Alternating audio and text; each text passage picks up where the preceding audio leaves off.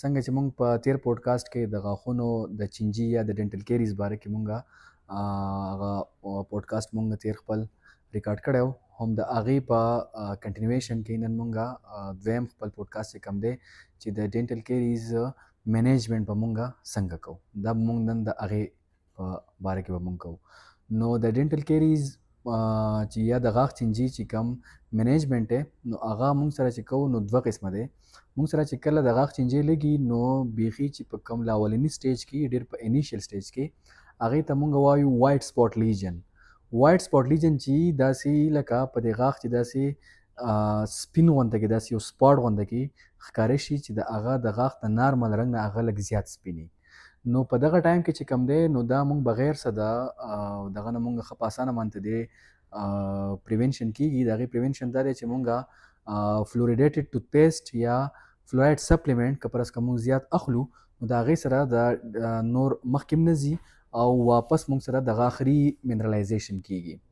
اوس دویمه خبره که پرس که مونږ سره دا د غاښ چینجی مونږ سره ډیولپ شي یا یو بلیک هغه مونږ سره تور شي او په غاښ کې هغه مونږ سره کیویټي جوړه کړي، سوری وکړي، نو د هغې ټریټمنټ چې دی نو هغه بیا مونږه په دوه درې قسمه کې کیږي. بیا که پرس که یو غاښ کیویټي د چینجي د لاسه جوړه شي نو هغې ټریټمنټ چې کوم دی که پرس که دا مونږ سره په انیشیل سټیج کې نو هغه مونږه په ډینټل فیلنګز باندې یا د غاښ مونږ چې کوم هغه چینجي والا پارټ دی هغه مونږ میکینیکلی مونږ هغه ریموو کو او هغه ځای چې کوم دی پای کې مونږه فیلنګ وکړو.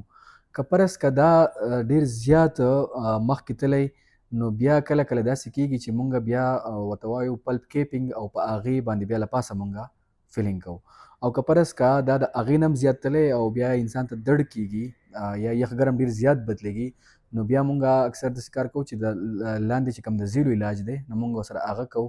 لاندې د غاښ چې کوم ژوندی چې کوم رګ دی مونږ ترې هغه دغه کو ریموو کو ترې او بیا د هغې نه پس بیا مونږه غاښ ډک کو فیلنګ وکړو. دغې پروسس ته آر سی ټي ویلی کېږي په عام ټرمز کې مونږ چې کوم دلته کې زیات خلک پرې پوهېږي.